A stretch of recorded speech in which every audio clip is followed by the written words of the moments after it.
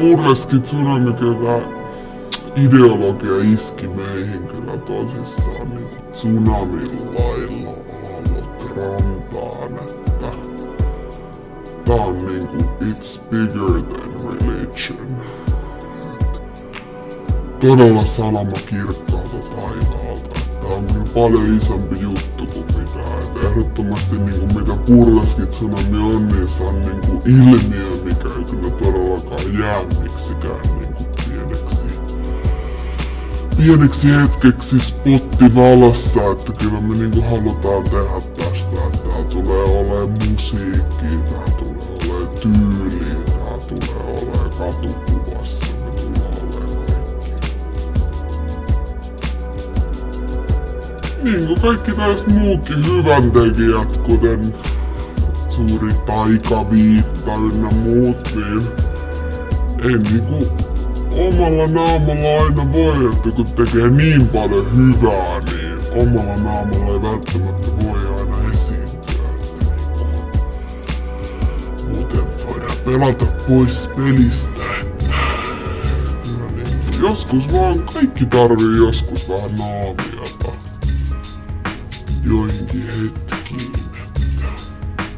Että onhan tässä nyt niinku individually anonymous, että kyllä niin Purleski Tsunami, että päivittäin aina herätään aamulla auringonpaisteeseen kohti valoa mennään, että me ollaan kyllä niinku hyviä puolella ja niinku todellakin ajetaan tämmösiä niinku hyviä pehmeitä arvoja, että kyllä niinku love is the new black. Behind every mask there is a story. Kyllä niinku mikä täällä tarina on takana, niin jokaisella meillä on se oma tarinamme, niinku, ja jokainen meistä ollaan yksilöitä, ja me varmasti niinku elämä on tsunami, kyllä niinku halutaan niinku antaa sellaista itsevarmuutta ja niinku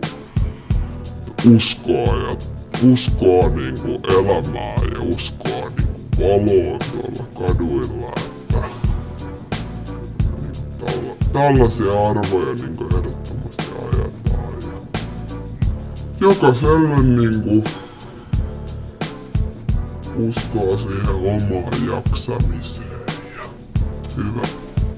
Jotenkin jengi ehkä kelaisi, että on aktivismia poliittista tai sellaista, mutta mä uskon just siihen jotain semmoista everyday activism, ettei niinku omilla teoilla niinku joka päivän elämässä